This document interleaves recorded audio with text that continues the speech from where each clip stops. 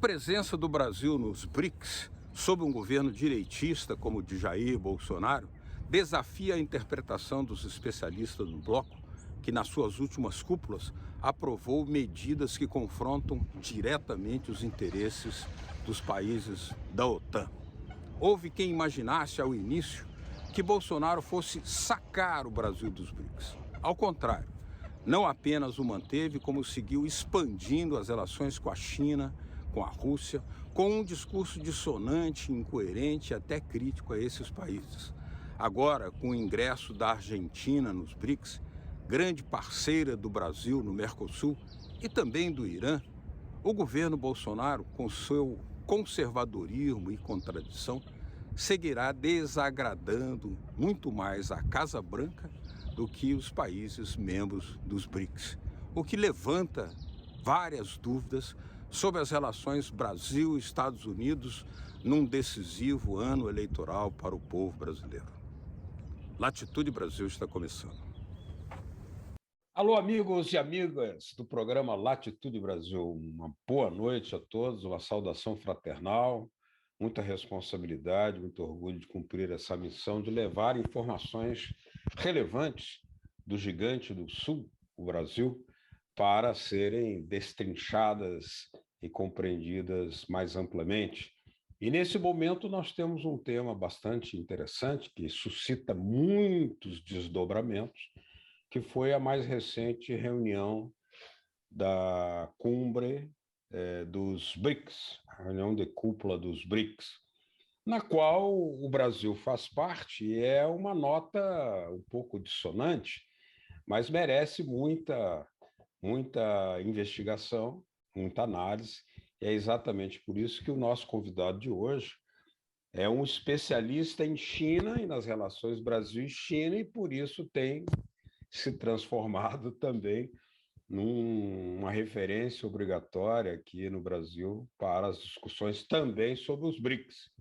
E é por isso que eu dou boa noite aqui ao professor Elias Jabbour, professor da Faculdade de Economia da Universidade Estadual do Rio de Janeiro, a UERJ. Seja muito bem-vindo, professor Elias Jabbour, ao Latitude Brasil por Telesul. Obrigado, Beto, por mais uma oportunidade de estar no programa assim, comandado por uma das figuras mais interessantes do jornalismo latino-americano, né? Então, eu fico muito feliz toda vez que você me chama, né? E que eu possa comparecer também, né? Bora Obrigado. lá. Obrigado. Essa última reunião ela foi muito marcante. Primeiro, pelo contexto mundial, né? Há um enfrentamento sistêmico, eu diria, bélico entre a OTAN e a Rússia. E isso tem obrigado uma série de reacomodações na política internacional, e que vai não só do efeito na política internacional, sim, mas também no campo da economia, no campo monetário, porque resulta que, ao fim e ao cabo, é um questionamento àquela hegemonia, velha hegemonia do dólar, como, aliás, o presidente Vladimir Putin se referiu. O curioso é que o Brasil, que não tem um governo nem progressista, nada disso, ao contrário, um governo de linha completamente conservadora, ele não consegue ter uma dissonância no contexto BRICS e acompanha, inclusive, a última declaração que manifestou solidariedade à Rússia no conflito que enfrenta com a OTAN. Como que você analisaria isso, Jabbour? Eu acho que vou começar com uma frase que o Lenin falou em 1905, se eu não me engano, de que todas as apostasias vão fracassar, ou seja, a história ela faz um movimento, ele não é retilíneo, né? Ele vai e volta, mas não tem volta atrás, ou seja, não tem como ter uma apostasia eterna, ou seja, a tendência das apostasias são fracassarem, né? E eu acredito que essa tese que o Lenin lança à época, né, para explicar a derrota da revolução, da tentativa de revolução de 1905, ele serve para nos ajudar a entender o seguinte: o Bolsonaro, por mais que ele represente um retrocesso no que cerne ao papel do Brasil no mundo e dentro dos BRICS, em relação ao que era nos governos Lula e Dilma, existe uma tendência histórica que ela é implacável implacável, é uma lei de tendência praticamente, né? De que países como o Brasil, como China, como Índia, como Rússia, devem andar juntos diante de uma determinada ordem mundial, né? Isso não é uma visão mecanicista da história, é uma visão de tendência histórica, né? Que mesmo com Bolsonaro, a tendência é acontecer isso, ou seja, não é aquela coisa, o Bolsonaro é um cara que está aí, mas da manhã vai entrar outro, sabe? Então, ele é uma figura, num momento histórico particular, que, com todo o reacionarismo dele, todo o entreguismo dele, ele é incapaz de fazer a roda da história andar para trás, principalmente nesse aspecto, né? E também porque as coisas os grandes movimentos da história, assim, o mundo ele andou 30, 40 anos em 3 semanas, ou seja, recentemente, né? Então, se você projetar o Brasil para daqui 30, 40 anos, é o Brasil que vai falar essa mesma coisa que o Bolsonaro falou agora, ou seja, eu não me surpreendo, assim, sabe, Beto? Com essa postura dele, né? Até porque eu não vejo o Bolsonaro como Bolsonaro. Nesses momentos, eu vejo o presidente do país do tamanho do Brasil, né? Porque ele também é cercado pelo Itamaraty, né? O Itamaraty andou fazendo as suas ofensivas dentro do governo, né? E o Bolsonaro, ao que tudo indica, teve que terceirizar a política exterior do Brasil ao Itamaraty, né? Enfim, tudo tem limite, né? Também, né? É uma linha que nós podemos desdobrar desse seu raciocínio, lembrando alguns fatos históricos. O Bolsonaro é alinhado com uma tendência, uma corrente militar brasileira que poderia chamar-se de frotista, né? Castelo Branco, a linha neoliberal, ao contrário do Geisel, né? Do presidente Geisel, que aplicou uma política externa terceiro-mundista, reatou com a China, aproximou da Rússia, na época União Soviética, apoiou a Angola, e o Kissinger reclamou do Geisel, porque vocês estão fazendo o jogo dos comunistas em Angola, estão apoiando Cuba em Angola, que é isso, Geisel? O Geisel diz, esse tema não está em debate, senhor secretário. Assim foi. Quer dizer, nesse momento, haveria uma estrutura que não permite ao Bolsonaro fazer movimentos ao bel prazer, ou seja, ideológicos, porque há um condicionamento da economia que o leva a ser muito mais realista na linha geisista, de Geisel, do que da linha frotista, que ele gostaria de ser? Olha, existem fofocas da diplomacia que eu não sei se são verdadeiras ou não, mas parece que ele levou uma dura muito grande do Putin nessa reunião. Você deve ter mais informações do que eu, né? Nessa reunião que houve dos dois antes do conflito na Ucrânia, né? Ou seja, a dura que eu estou dizendo em relação ao papel do Brasil na Venezuela, né? Parece que teve e o Putin pelo que dizem, foi muito assertivo com o Bolsonaro, né? E o Bolsonaro tem uma característica particular, né? Ele é muito macho com mulher, com negro, com homossexual, mas perto de uma figura como o Putin, ele vira um gatinho, né? É uma característica pessoal do Bolsonaro, e eu falo porque eu trabalhei na Câmara dos Deputados 6 anos, foi quando nós nos conhecemos, inclusive, eu e você, e 4 no Senado. Então, eu conheci a figura do Bolsonaro, assim, eu era capaz de fazer uma leitura psicológica do Bolsonaro. Então, eu imagino o enquadro que ele tomou do Putin, por exemplo, e eu acho que é verdade isso daí. Né? Ou seja, olha, vocês são nós somos responsáveis por 80% dos fertilizantes que vocês precisam, não é? E temos interesse na América do Sul, ou seja, então para de palhaçada, né? Então também tem esse lado também, né? Porque o Putin ele não está para brincadeira, né? Sabe? E evidentemente que o Putin ele apenas coloca para fora, né? Ele externaliza, né? Uma verdade para o Bolsonaro. Olha, Bolsonaro, vocês não têm como voltar atrás ao que vocês fizeram até aqui enquanto país, né? Enquanto país, né? Aí é evidente que o Putin não sabe disso, mas certamente a história tem essa coisa que o Hegel fala, daqueles redemoinhos que vão e voltam na história, ou seja, aquilo que o Geisel plantou, que o Barão do Rio Branco plantou, que o Lula plantou, tá plantado, meu amigo. Não tem como voltar atrás em relação a essas coisas, né? Você pode ter apostasia, mas a apostasia vai fracassar, né?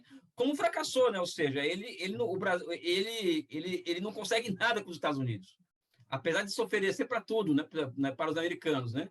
E as relações com a China, em particular, elas, contraditoriamente, aquela palhaçada toda do Eduardo Bolsonaro, do próprio Bolsonaro, Weintraub e tal, o Brasil hoje é um país muito mais dependente da China, para fins de balança comercial, do que era no começo do governo. Né? Isso também pesa. Né? Então, não estou dizendo que isso é bom, não, tá? Eu sou até crítico a forma como o Brasil se posiciona em relação à China. Acho que deveria ser mais, tínhamos que ter uma postura mais de projeto nacional, e a China como parte disso, não como acontece hoje, né? Que o Brasil, ele olha o curto prazo, balanço de pagamento, e soja, ferro, e petróleo, isso não resolve o nosso problema estrutural, né? O Brasil devia ter vontade programática própria nessa relação com a China. Agora, nós podíamos dizer que Bolsonaro teve, veja bem, um mundo marcado por uma guerra, né, da Rússia contra a OTAN, que é isso que se trata, não é a Ucrânia, é a OTAN. Bolsonaro teve um encontro pessoal com o Putin, teve na reunião de cúpula, e agora teve um telefonema onde ele buscou garantir a vinda dos fertilizantes, e o Putin disse, não, estão garantidos, sim. Quer dizer, as relações para dissonância ideológica entre os dois são muito especiais, vale a pena analisar esse fato, porque quem é que conversa tanto com o Putin, né, tendo a postura ideológica conservadora que tem o Bolsonaro? Quem poderia ser? Como nós podíamos analisar esse fato?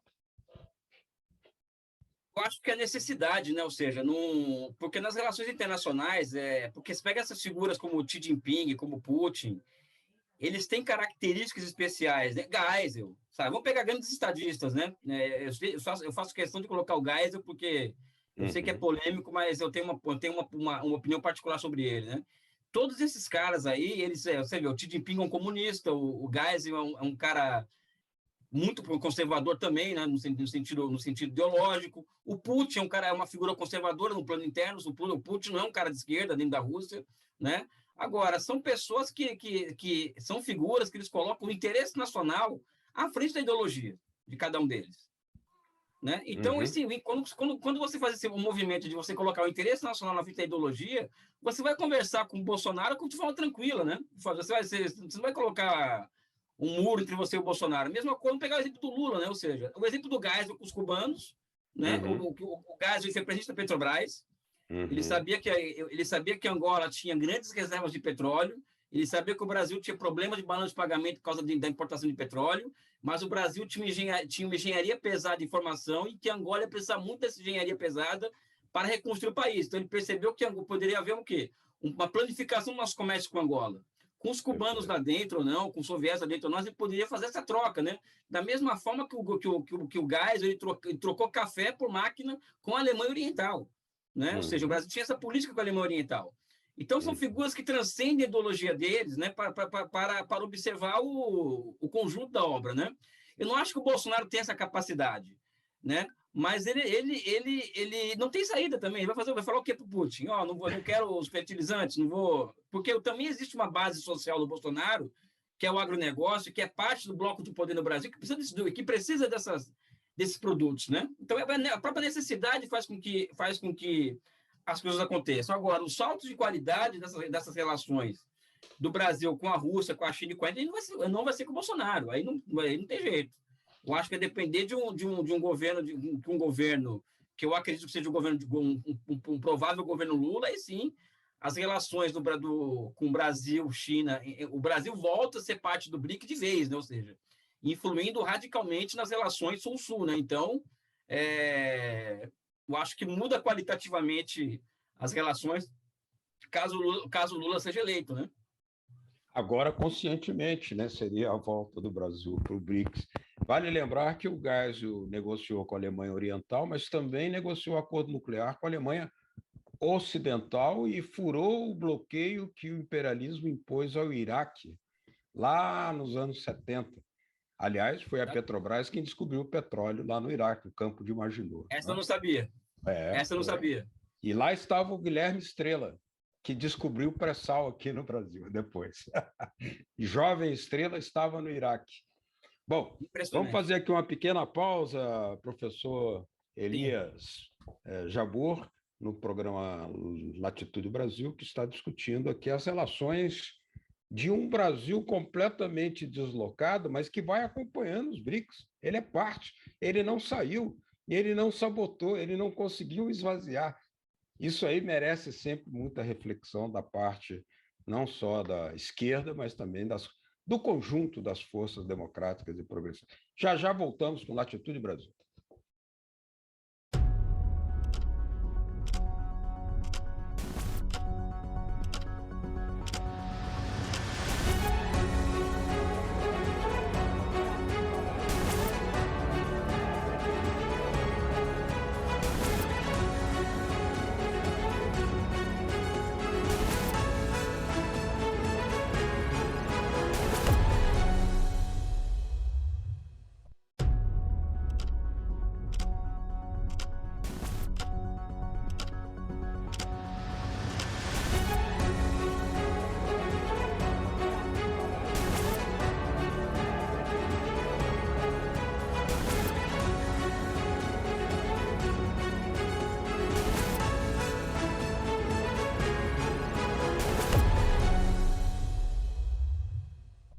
Latitude Brasil está conversando hoje com o professor Elias Jabbour, professor da Faculdade de Economia da Universidade Estadual do Rio de Janeiro, UERJ, um grande especialista em China, que lançou recentemente um livro, que já mostrou aqui a capa do livro, inclusive, um outro programa, e que é uma fonte de consultas indispensável para estudiosos e para o público em geral.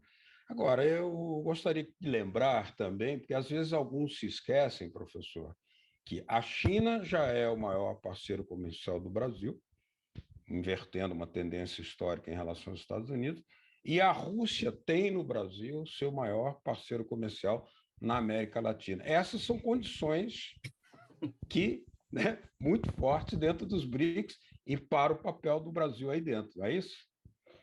Não é, você vê como que o que acontece, os Estados Unidos ele vai se tornando uma economia cada vez mais financiarizada, isso leva a um crescente parasitismo, então eles não conseguem só conseguem sugar do mundo, ou seja, como toda a teoria do imperialismo nos entrega, né? E não consegue entregar nada para o mundo. Por exemplo, vou dar um exemplo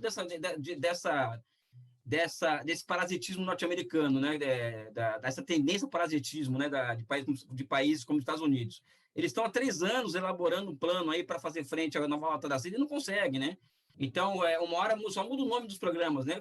Por um mundo melhor, cada 1 ano tem um programa novo de 600 bilhões, $1 trilhão para prover o mundo, a periferia de infraestruturas, né? Então, o último foi anunciado pelo Biden há 2 semanas atrás, na reunião do G7, só que eles não conseguem realizar. Esse tipo de... Eles não conseguem fazer frente à China em relação à exportação de bens públicos, porque simplesmente é um grau de coordenação de investimento que os americanos perderam essa capacidade ao longo dos últimos 40 anos, né? Então, paralelo a isso, vai se aumentando a complementaridade econômica entre países do sul global, né? Brasil, China, Rússia. Então, são 2 tendências assim que você se percebe. O parasitismo típico de economias financiarizadas, como os Estados Unidos, ocorrendo de um lado, e de outro, uma crescente integração econômica dos países que nós costumamos chamar de sul global, ou seja, a tendência é cada vez maior aumentar a dependência, a interdependência desses países. Agora, o que eu advogo, por exemplo, é que o Brasil siga alguns exemplos, nós já falamos aqui, como do Irã, como do Paquistão, como da Etiópia, né? E coloque para os chineses, ou seja, essas relações em outro patamar, né? Ou seja, o Brasil colocar para a China, vamos dizer assim, a necessidade de a China ser parte do processo de reindustrialização no Brasil. Né? Uhum. Evidentemente que os chineses não vão fazer isso porque eles são legais ou bonzinhos. É que para os chineses não interessa um Brasil fraco. Né? Para os chineses não interessa que a Amazônia se transforme em outra zona de caos como a Ucrânia. Porque eu percebo, Beto, não sei se você concorda, que o que está acontecendo na Amazônia hoje é um processo de ucranização da Amazônia. Por aí. É um processo muito semelhante, ou seja, assim que o imperialismo age, na base de governar pelo caos. E a morte do Bruno e do jornalista do The Guardian, ela forma um caldo de cultura para transformar a Amazônia em uma nova Ucrânia, né? Eu não estou aqui exagerando, não, sabe? Até porque a Amazônia é muito mais estratégico para os Estados Unidos que a própria Ucrânia, se a gente for olhar do ponto de vista histórico e estratégico, né? Então, para a China não interessa isso. Para a China interessa o Brasil muito forte, né? Então, acho que o Brasil tem que se colocar de pé diante da China e falar, olha, nós precisamos aqui de 300 bilhões de dólares em trens de alta velocidade, em portos, em portos, aeroportos, enfim. E a transferência dessas tecnologias para nós, né?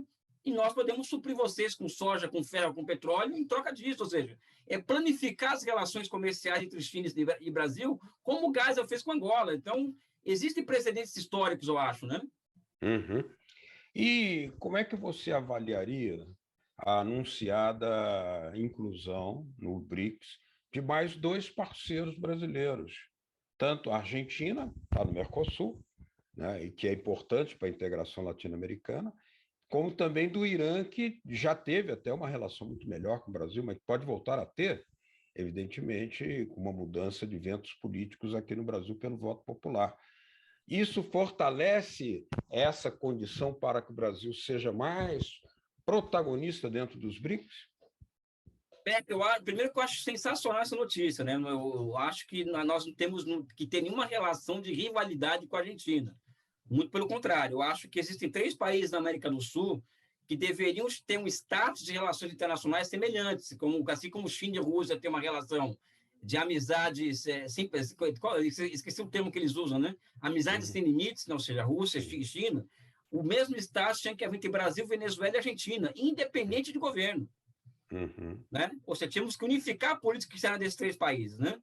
Aí já é um sonho de, né? E a América do Sul vai no embalo, né? Mas eu acho sensacional essa notícia e mais, né? Eu acho que existe um país que é estratégico pelo tamanho da sua população, que deveria também estar no BRIC, que é a Indonésia, né? Ou seja, tem a Indonésia, eu acho que é um país estratégico, e a Turquia. Porque a Turquia ela joga um jogo muito particular, né? Sabe, o Erdogan ele é uma figura assim eu acho que o Erdogan é uma das figuras mais inteligentes hoje do mundo, assim, no sentido de governança, dos seus interesses para fora, independente do que eu ache dele, né? Sabe?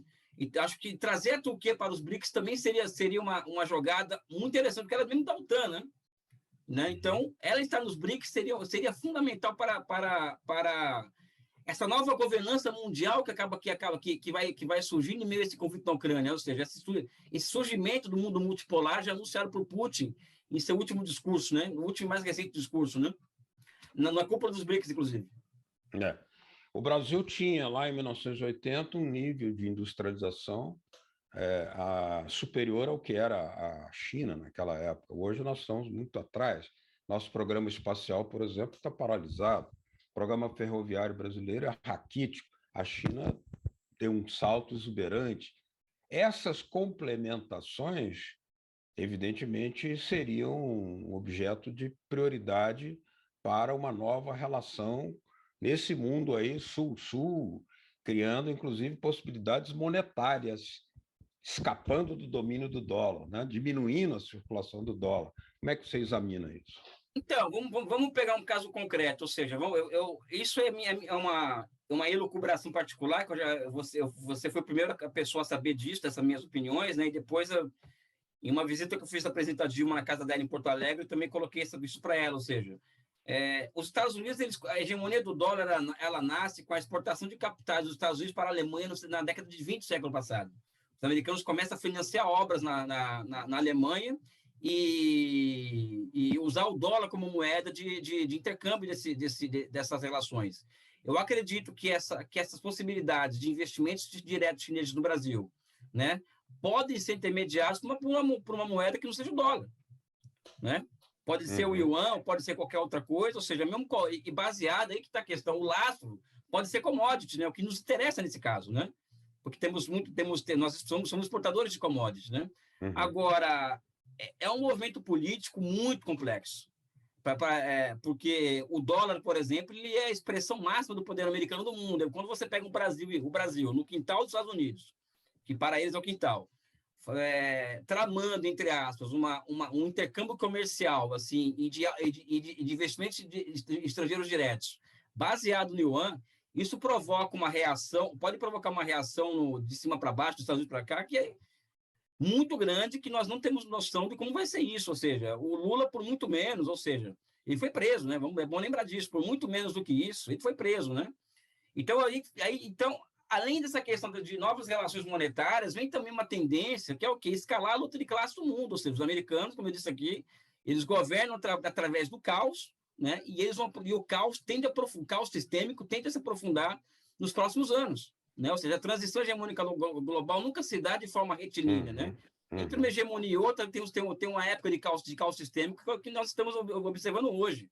Então, cada passo tem que ser milimetricamente pensado, né? E é por isso que eu acho que o Brasil tem um problema nesse caso, e você sabe disso melhor que eu, que é um déficit muito grande de pensamento estratégico, né? E a esquerda é vítima disso em preferencial, né? Ou seja, a direita tem um pensamento estratégico, entreguista e tal, nós não, né? Eu acho que existe um déficit de pensamento estratégico no Brasil, né? Por parte do nosso campo político, e que precisamos enfrentar esse problema, né? Porque o mundo vai exigir cada vez mais inteligência política do Brasil, né? Cada vez mais, né? O mundo está acontecendo, né? Ok. Foi um prazer, professor Elias Jabbour, é indispensável ouvi-lo para analisar esses movimentos mundiais, essa reunião dos BRICS em particular, e, sobretudo, essa dissonante e, digamos, entre comillas, a incoerente participação do Brasil aí dentro, mas ele não rompe, ele não sai, ele está dentro e pode passar a uma situação muito superior. Muito obrigado pela sua participação aqui no Latitude Brasil. Beto, eu fico muito feliz de ser convidado e falar para vocês. É sempre um reconhecimento particular para mim ser chamado para emitir minha opinião aqui. E fica o meu carinho, um abraço, viu? Ok, muito obrigado, professor Elias Jabbour, a todos que nos acompanharam aqui em Latitude Brasil. Obrigado pela sua atenção. Até o próximo programa, semana que vem. E como diria Gilberto Gil, aquele abraço. Tchau, boa noite.